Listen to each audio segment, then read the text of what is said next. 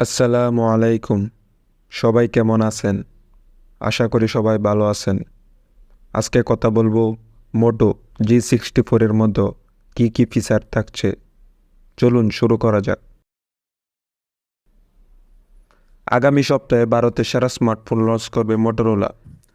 16 April বাজারে আসতে পারে মোটো G64 5G স্মার্টফোনটি। থাকছে 8 ও 12 জিবি র্যাম এবং শক্তিশালী ব্যাটারি ব্যাকআপ। ক্যামেরাতেও থাকছে চমক। বাজেটের মধ্যে মোটরোলা এই স্মার্টফোনটি লঞ্চ করবে বলে মনে হচ্ছে। এই ফোনে প্রসেসর হিসেবে থাকছে মিডিয়াটেক ডাইমেনসিটি 7050 প্রসেসর। ডিসপ্লে এবং অপারেটিং সিস্টেম। স্মার্টফোনে 6.5 ইঞ্চি ফুল এইচডি ডিসপ্লে থাকতে পারে, সঙ্গে 120 হার্জ রিফ্রেশ রেট। গরিলা গ্লাসের সুরক্ষাও থাকবে স্মার্টফোনে।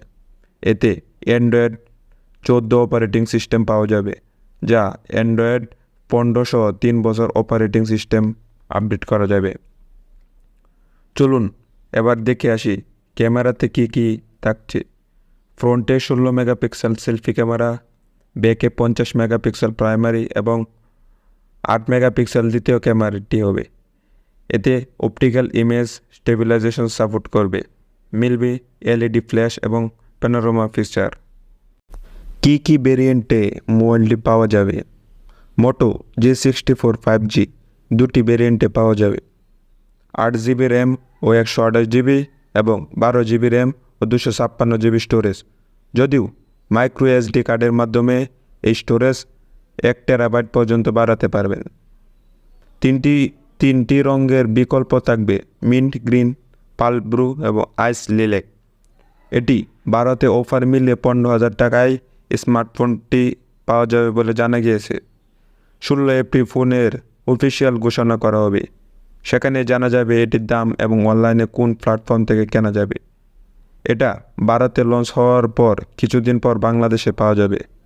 বাংলাদেশের দাম 20 থেকে 25,000-এর মধ্যে থাকার কথা। ব্যাটারি বাজেট ফ্রেন্ডলি স্মার্টফোনের মধ্যে এটি সবথেকে সেরা মডেল।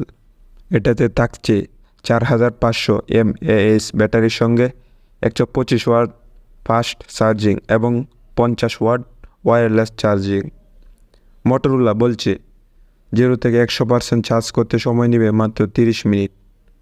অন্যান্য ফিচারের মধ্যে থাকবে side mountain fingerprint sensor, USB type C এবং NFC সাপোর্টেড।